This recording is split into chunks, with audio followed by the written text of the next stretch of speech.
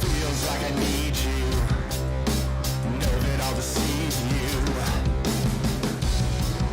It's just a matter of time. Masochist, I tend to pretend to befriend you when no one else is watching.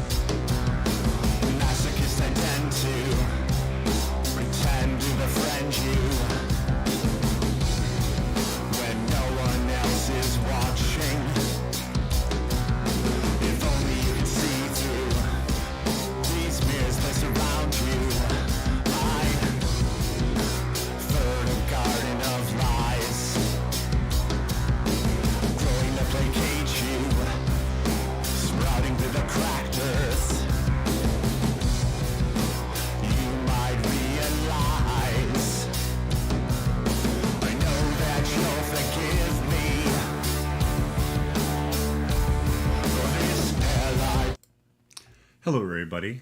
I am Hoarder Gamer, and this is Hoarder's Comic Flex. It's good to see you all. We're going to talk about comics, we're going to talk about toys, a little TV, and then we're going to peek into our crystal ball, peer into our crystal ball, actually, and see what comes out next week. What hot, sexy, and exciting new books come out next week. I want to thank you all very much for being here. This is a live experience as well as something you can watch not live. Regardless, flying by the seat of my pants, there's no safety net. It's exciting. Anyway, we're going to start with our first book. And it's pretty wild, actually, because a friend of mine wrote this and also did the art. This is Dreamboat. Dreamboat, Rise of the Comets, and this is number 1. And you can see just the awesome level of creativity, the color choices, the characters, and this book is this amazing mix of like Dune, 1980s toys, and just like a mystery going on. And multiple factions. It's really cool. I liked Vampiri and Mumja. I believe I said the names correctly. Quite a bit. There's also this cool character Baktoon, who reminds me of Big Daddy from BioShock. So that's awesome too. But yeah, this is one of a number of books that's available through a Kickstarter. And I will get you that address right now. 1 second here. Is the Starcross 2022 Spring Bundle. Again, it's called the Starcross 2022 Spring Bundle. And it comes with a number of comic books, including this one. I love, like I said, the creativity is just next level. And I've known the writer and artist Dan for quite a while, and it's one of my favorite things he's done. So I definitely recommend you check that out. It's really cool. So, yeah. That is our first review.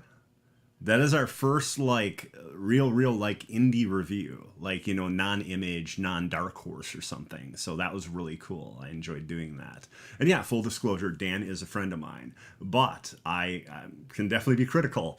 And I can say that Dreamboat is my favorite project from Dan. I very much like it. Next up, Star Wars fans.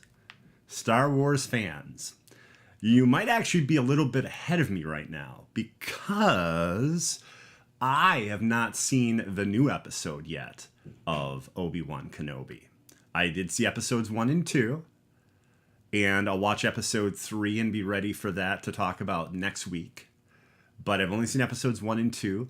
I like it very much. There will be spoilers. It's been about a week. A little less than, just slightly less than a week. Because I think it debuted on Friday last week. I liked it a lot. I thought the whole thing with Obi-Wan having to settle into a normal, mundane existence, basically being, working in a butcher shop, basically, for terrible wages that can be just lowered at the drop of a hat.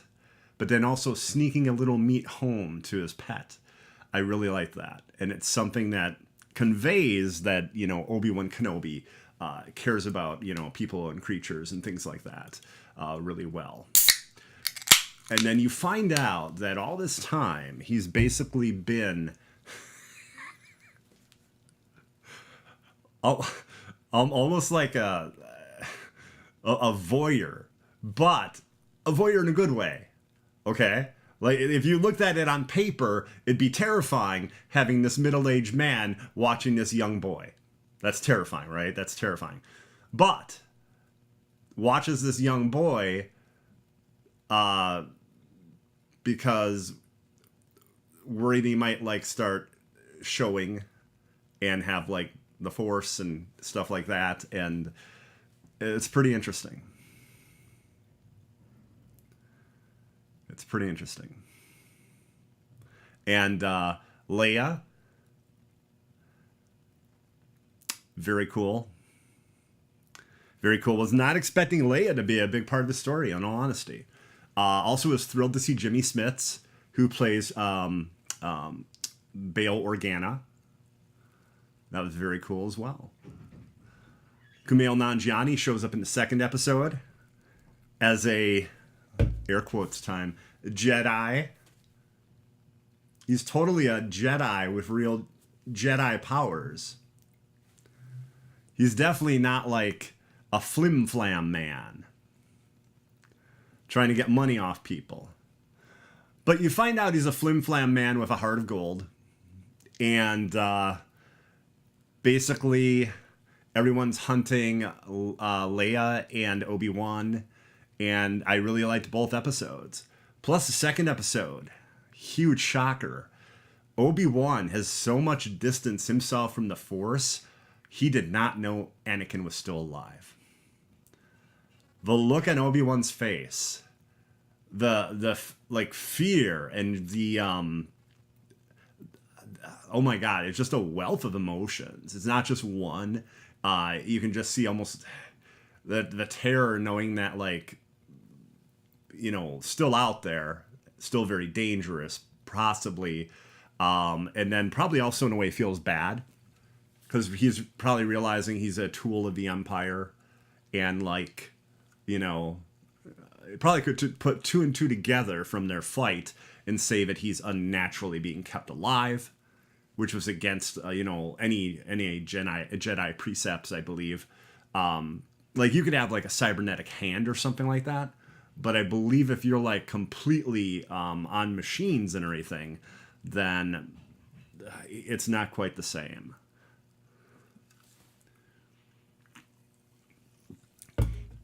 What did everyone else think of it? Everyone else see Obi-Wan Kenobi? Did you like it? I know a lot of people were like, there are things they didn't like and stuff, and that's fine. Like, there's little things I didn't like, but for the most part, I thought it was really good. Also, in that first episode, the young Jedi coming to Obi-Wan for help, and Obi-Wan worried about Luke being found out, so basically turns him down, and then you see that young Jedi hanging. Also, we have Reva, who has she has a real desire to find Obi-Wan. And the Grand Inquisitor, played by Rupert Friend, he was also awesome on Homeland. Really good actor. And until I saw him without the makeup, like in a behind-the-scenes thing, I had no idea it was him. For one thing, on Homeland, he doesn't have a British accent. So, yeah. That was pretty wild. But yeah, I look forward to the third episode. Also, next week I'll have to think about it. Instead of Obi-Wan, depending on when it airs, I might actually do a review of Miss Marvel. Miss Marvel.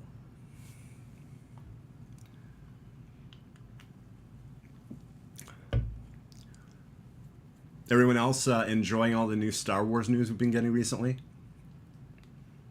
Star Wars Jedi Survivor. That's fantastic. I'm really looking forward to that. It comes out next year. We also got some awesome gaming news today. Resident Evil 4 comes out in March of next year. And summer of next year is Final Fantasy 16. So those are pretty big things that Sony had at their State of Play. I was not expecting bigger announcements like that. I was expecting mostly just indie titles. Also, Stray looks awesome and adorable. That's the game where you're a cat. But the eyes on the cat are interesting. And I'm kind of wondering if it's a cybernetic cat, if it's not a real cat. I could be totally wrong. I could be just, you know, I'm just pulling that out of the trailers I've seen. But I think it looks great regardless. And that comes out soon. It's also part of like the new PlayStation subscription pack, whatever that's called. It's part of that as well. I think you have to be at like the second or third tier though in order to get that included. I don't know about the price. I'm gonna guess $29.99 because it seems like, you know, yeah, kind of an indie game, but also a lot of effort and work was put into it. So I'm thinking it's in the $30 range. Now it is time for us to toy around a bit. And I mentioned Ms. Marvel, so of course, and yes, I'm sorry, I'll be disappearing for a moment. Here we go. Young Kamala Khan, the Ms. Marvel action figure. This was just announced either yesterday or today. And pre-order should be going up in Hasbro Pulse. It might be already available. But I think it looks good. I think it looks like the actress. The outfit looks really cool. I like that. I wonder if it'll be the same thing with She-Hulk. Like a week before the show starts airing, will figures be available?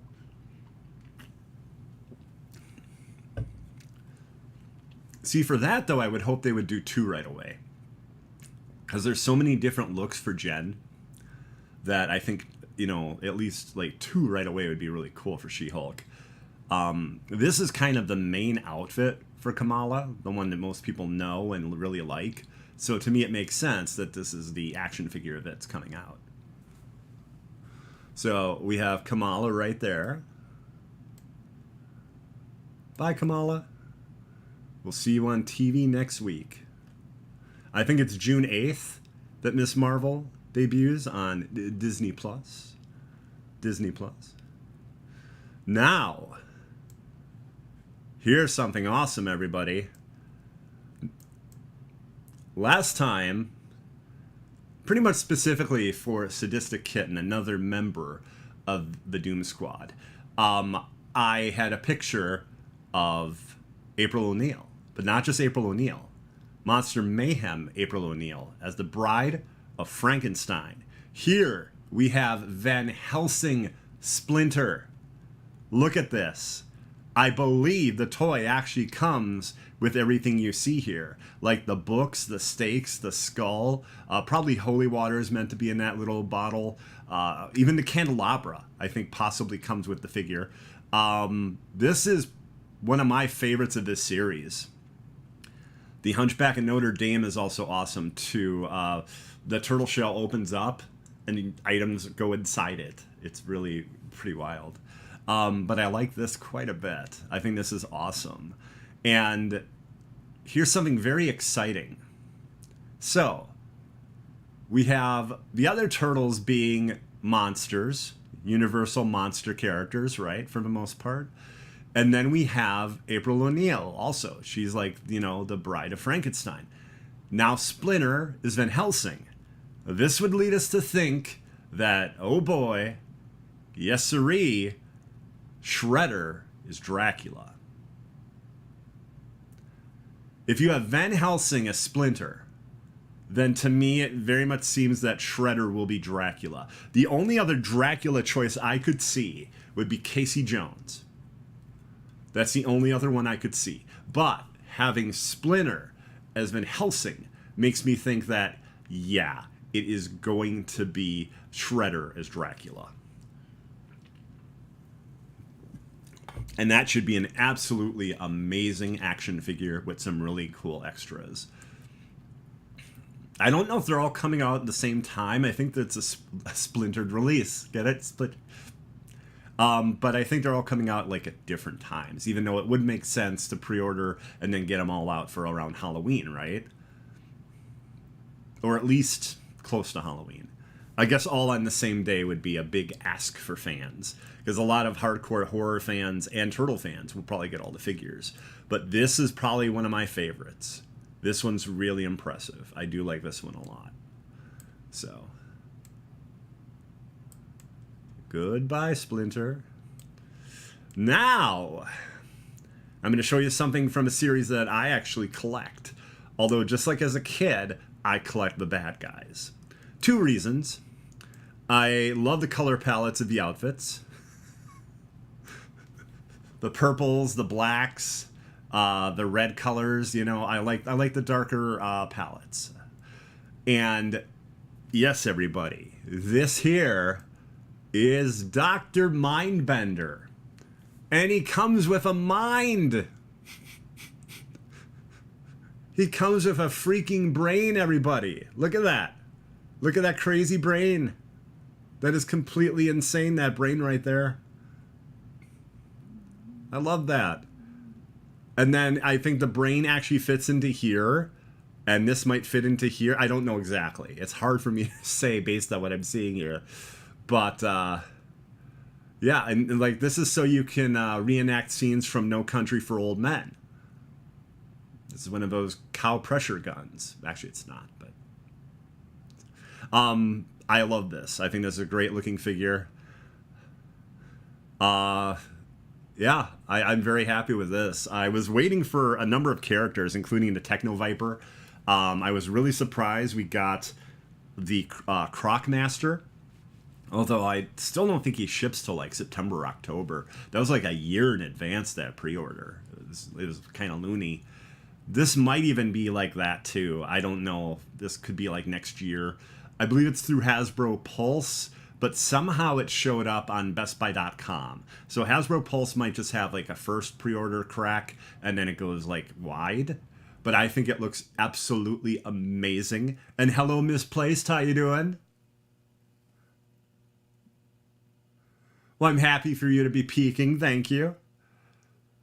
But yeah, I like to show toys that everyone kind of collects, not just myself. I don't like to be selfish like that. But the G.I. Joe Classified, that's a series I love. And I got Zartan recently, and I have the Bat on pre-order, and Crocmaster. But again, Crocmaster is not until, I don't know, September, October. But yeah, I collect the villains. Not only because I enjoy the color palettes of their outfits, their style choices, but like they're just so like unique looking, right? And also, I'll be honest, it's to save money.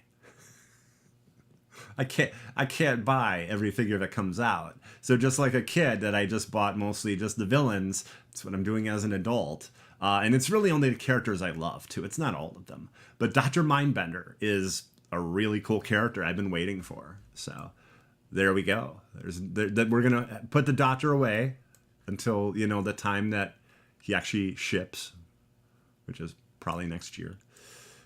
And this is an insanely loaded picture of crazy things. Okay, everybody. So, as I understand, these three figures here...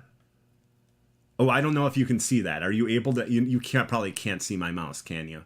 Okay, so the droid figure and the Imperial Trooper type character and the dude who looks like a guard for General Grievous on the top right, apparently they're in Star Wars Jedi Survivor, the new game that comes out next year. This is our first glimpse of characters or enemy types in that game. Then we have Obi-Wan. I believe we have the astromech droid that's in the Obi-Wan series. And I'm pretty sure that's a Death Trooper from Mandalorian. And I believe he comes with some cool accessories, too, if what I saw was correct. No place to really put them? I'm sorry, Misplaced. I cycle things in and out. Like, a lot of the things behind me are actually old. Like, you can't see much right now because we're focusing on the toys right here. But then we also have, I believe it's Lola, that awesome robot, like a ladybug thing that Leia has in Obi-Wan Kenobi. You can actually purchase that. That's right there. Lights, sounds, and movements. It's pretty neat. It does not fly. I hate to break it to everybody, but it does not fly. Otherwise, it's really cool. Then, the lower area, we have Grief Karga, Hathead. I'm sure that's his name, right? Hathead. Big Head, Han Solo, Princess Leia, Aayla Secura, Boomer right next to Aayla Secura, Hornhead, Hornhead right here, Chewbacca, and one of the Inquisitors or sisters or something like that. I'm not exactly sure. But works for Big Head. That's actually the Grand Inquisitor right there. I apologize. I actually do not know the names of these two characters yet. And this is Grand Moff Tarkin, not Boomer. Doom, good to see you. How you doing? Doom, did you see the sexy art I have up here? But yeah, all these figures are available through Hasbro Pulse for pre-order. And as far as I know, none of them are exclusives. So you can get these like at your favorite toy store, like Entertainment Earth. And if I recall, I think that Jay Shockblast has an arrangement with Entertainment Earth. So be sure to check that out. And he gets, I think he gets props or something if you purchase when you put his name. I don't know if you put his name in or what. He might have a code. I don't know. But look into it. Look into it if you want to order something. And I believe that ends our toying around for the week. I think there will be no more toying around. I think we're done with the toying around. That leads us to our second review, everybody. And that is The Closet. As a child, basically, usually, you're scared of things in the closet. The monster in the closet. That's a normal, it's basically a trope, If kids are scared of things, it's losing their parents or the monster in the closet. Those are two of the main things. Well, this is a really cool horror book. I want to say it's only 3 issues. It's by James Tynion IV, my good man. James Tynion IV. Every time I say his name, I feel like I have to say my good man after it. And then Fullerton did the art, which is very cool.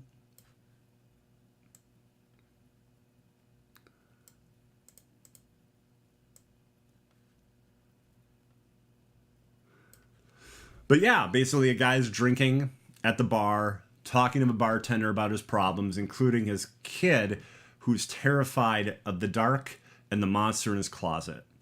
And talks about like that he didn't take him to a psychiatrist like his girlfriend wanted. And he's, has these deep-seated fears of what's in the closet. And they're about to leave. They're selling the house, they're moving. So no big deal with the closet, right? There's a funny moment where bartender says, take some water, throw in some like glitter, and put it in a spray bottle and call it unicorn piss. And just spray that and say, just like, like a bear marks their territory, this is how humans mark their territory to stop monsters. And of course this boyfriend completely screws that up. And, the kid goes to sleep.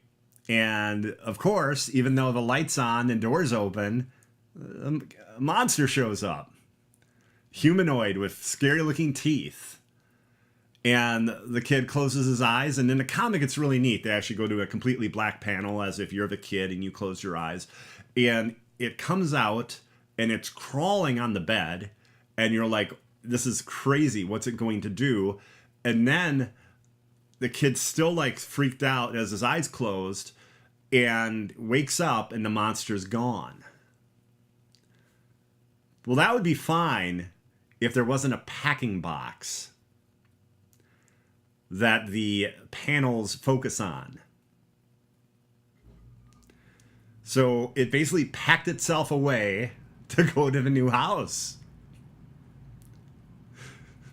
So monsters here are not particular to a specific house. They can They can move.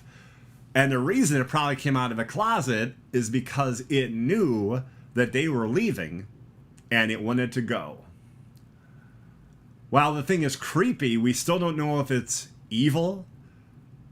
And like I said, it's a 3-issue story. So there isn't, 6 months, 12 months to go and wait for the, ending. It's going to be like in 2 more months that the story's done. So yeah, I think The Closet 1 is good. And a lot of really neat horror books recently. Like Little Monsters, the vampire book I reviewed a while back. Bloodstained Teeth, another good vampire book. They're not all vampire books, okay? But those 2 are. And Grimm, about a young Grim Reaper who loses her scythe. So we got a lot that we can enjoy here.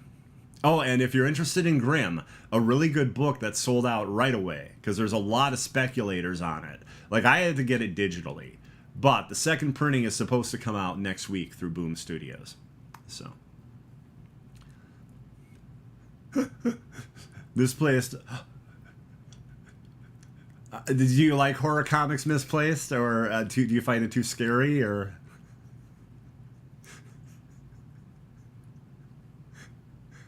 Hopefully you don't find it too scary, because I think you were doing the Blair Witch game last night, right? You like horror. Very cool. Very cool. Well, everybody, that is the review of The Closet. The Closet. And we're going to put that away. Not in the closet, but just like down here.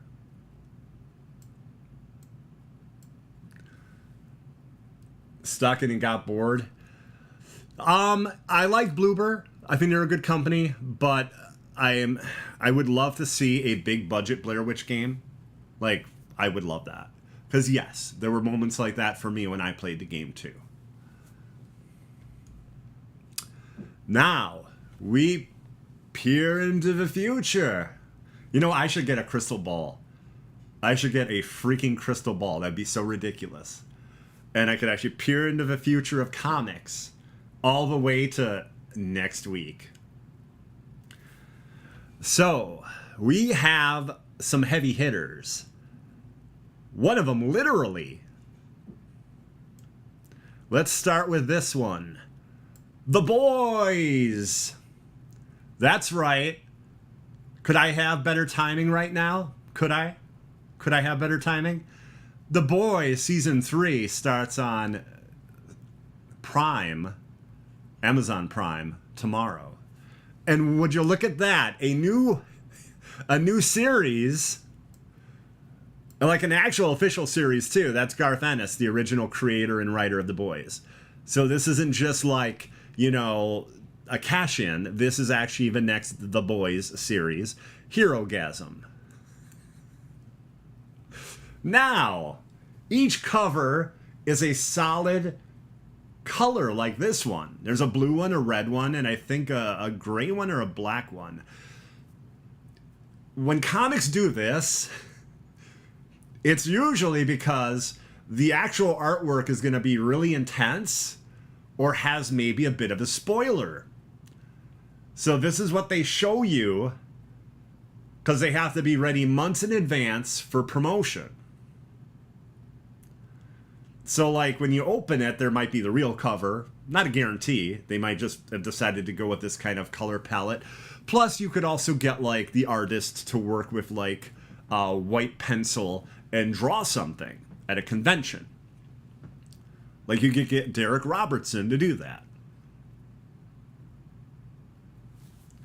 As you see, art by Derek Robertson. Yeah, so there isn't much information on this. Just that it's the next story, and what it sounds like to me is it's making fun of the big budget, like MCU type of movie with tons and tons of superheroes in it, and like the big event ones like Endgame or Infinity War. But it's going to be incredibly violent and nutty, and yeah, The Boys, Hero-gasm, next week. I'll put The Boys away here.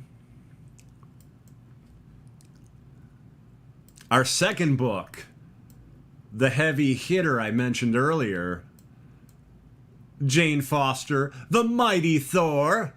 Actually, let's make that more dramatic. Jane Foster, The Mighty Thor. There. Yes, so it's a 5-issue series.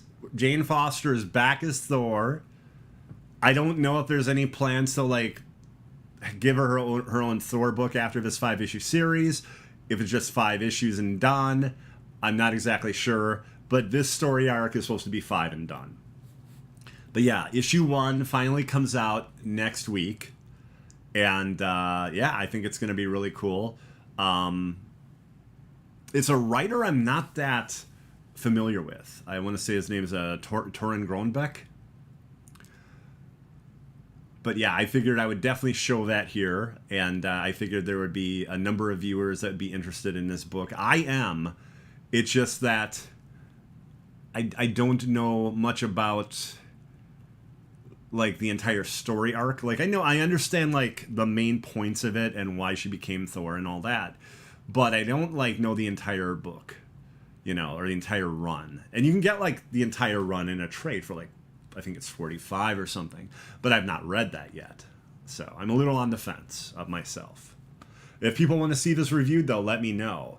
If any of these books I show you right now you want to see, then let me know.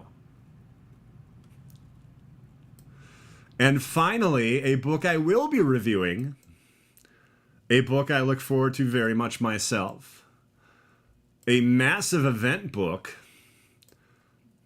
That's right, everybody. Dark freaking Crisis. There was something called the Crisis on Infinite Earths, and they actually tried to do that on the Arrowverse TV series.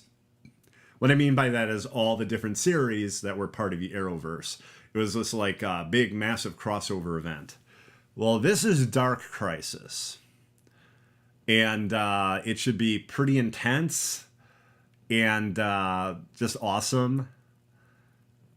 And Williamson there, who's writing it, is the writer currently of The Flash. Actually, at least very recently, the writer of The Flash. I believe the next issue coming out is a different writer. But yeah, Dark Crisis is going to be one of the biggest comic events of the year. This will be bigger than the TMNT IDW event, Armageddon game. This is going to be huge. This is even bigger, I think, than Flashpoint Beyond.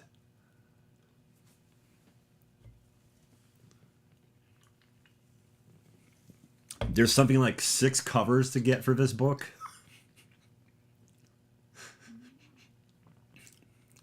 Which is wild. But yeah, I think it's going to be awesome. I'm very much looking forward to Dark Crisis. I think it'll completely change the DC universe. Like, I think it's going to be on that level. Are there any books that anyone wants me to review? I'm gonna right now prime the pump. See, my hands are on the pump. It looks like I'm playing the piano. It's a weird angle. But no, I'm priming the pump right now for people to ask me for books to review. You know? Or like books I should be reading. Something like that.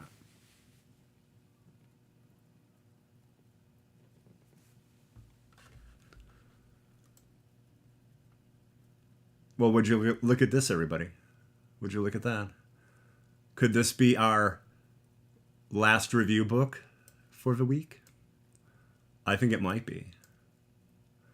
Look at that amazing art, by the way. I absolutely love that. I apologize. Off the top of my head, I don't know who did that cover, but I absolutely love it. That right there is Clea. Sorceress. Well, I guess Sorcerer Supreme. They don't really go by Sorceress. Sorcerer Supreme currently. Right now, I think I can have this spoiler. If you've seen and stayed through the credits of Doctor Strange and the Multiverse of Madness, you know Clea. Charlize Theron's going to play her. This is a awesome book, and it's really awesome because I didn't know Clea that well. But even though this is issue 3 of the series, I was able to easily understand what was going on, and I had a great time. Basically, she confronts the Rose, which is Wilson Fisk, Kingpin. It's his son. And she talks about like the kind of punishment and suffering that gangsters should go through. And it's intense. Like, you would not say that this is a, one of the good guys, so to speak, or good ladies, so to speak. It's kind of scary. And what I didn't know about Clea is she's directly related to Dormammu. Which is terrifying. And she's against hunting down this group called the Blasphemy. And there's these like paramilitary, almost like, it seems like religious fundamentalists that she's going against. I don't know the exact reason for it yet, because I did not read issue 1 or 2, unfortunately. So that part I don't know. But I know she wants to find out where they are. And basically she goes to Wilson Fisk, and she's somewhat demanding and very scary. We see who's in charge of the Blasphemy. We don't know exactly who it is because they like have a mask and they're like in the darkness and everything. Most of the members have a mask that they wear, kind of like a dark suit. Closest thing I could compare it to would be like Snake Eyes almost from G.I. Joe. There's this amazing scene where the Blasphemy thinks that they've, outsmarted Clea. They use the Sands of Nisanti, which I believe are also in the Multiverse of Madness film. And they use the Sands of Nisanti to make it so she can't use her powers, right? And she just laughs, becomes terrifying, and her head becomes like Dormammu's. like the crazy, like looking orangish yellowish mask almost, and then the flames coming out of it. And she is absolutely terrifying. And then she kind of smiles and says, well, yes, you cut me off from the magic of Earth, but I'm also a warlord, and I'm the Sorcerer Supreme of the Dark Dimension. So she was still had access to magic. Very scary magic. This is really a good book. Jed MacKay is currently one of my favorite writers for Marvel. Jed also does Moon Knight. Another really good book. He did an amazing one-shot that I believe I reviewed of Black Cat and Mary Jane Watson. He also did the Infinity Score, which is a really cool, I think 5 or 6 issue story arc involving a Black Cat, where she steals the gems, the Infinity Gems. But yeah, this is really cool. And I think at some point, Steven's going to come back and take the mantle again. But as far as I know, this is not a limited series. This is like an ongoing. So they might have Strange, and then when Steven comes back, Doctor Strange. Because, yeah, Clea is not a doctor. So it wouldn't make exact sense if she was, Doctor Strange. But yes, a very good book. And Jed MacKay doing great things. Also, there's a preview that a scary version of Moon Knight is going to come back into Marvel Comics in the next issue. So that would be Strange number 4. I think it's like Dark Moon Knight or something like that. So yes, that's cool. But yeah, she gets a lot of her power from Dormammu, not from Earth, apparently. And there's this funny moment where a warlord from Antarctica tries to contact her, and she's like, "Oh God, Mom invited me to dinner."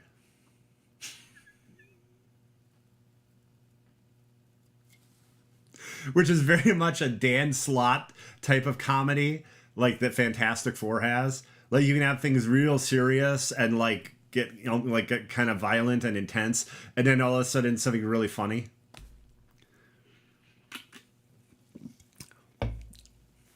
But yeah, I liked Strange a lot, and that's actually I'll probably get rid of one of the books I usually get to get Strange. It's very good. Again, any suggestions for any books I should be reading? Anything you want to say or suggestions for the show?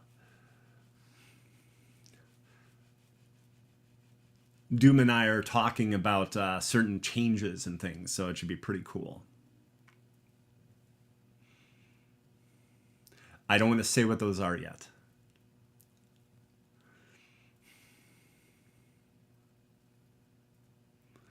Really, ways to make it, I guess, a little bit more focused, a little less free form. But I think that's a good thing. I try to come up with a little bit of like, 1, 2, 3, 4, 5, 6, and be like, okay, this is the order for tonight's episode. But not that much details put into it for me.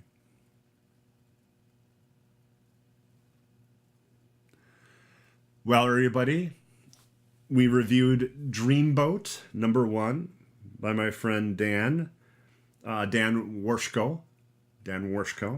And that's part of the Starcross 2022 Spring Bundle, which is available on a Kickstarter, I think, till Sunday or through Sunday.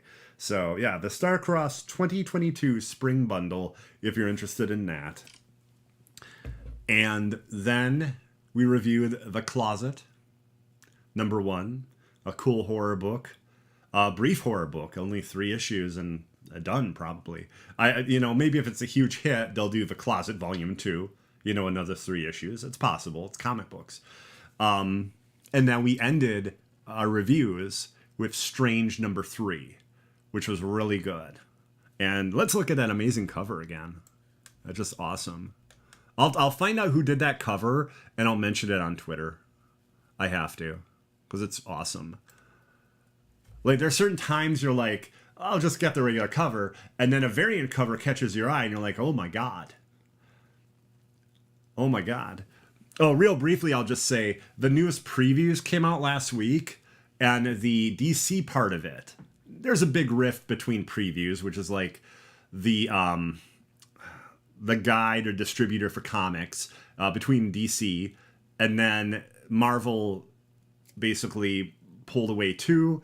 And now it's separate guides that tell you about the books, and they're not actually in the previews catalog anymore.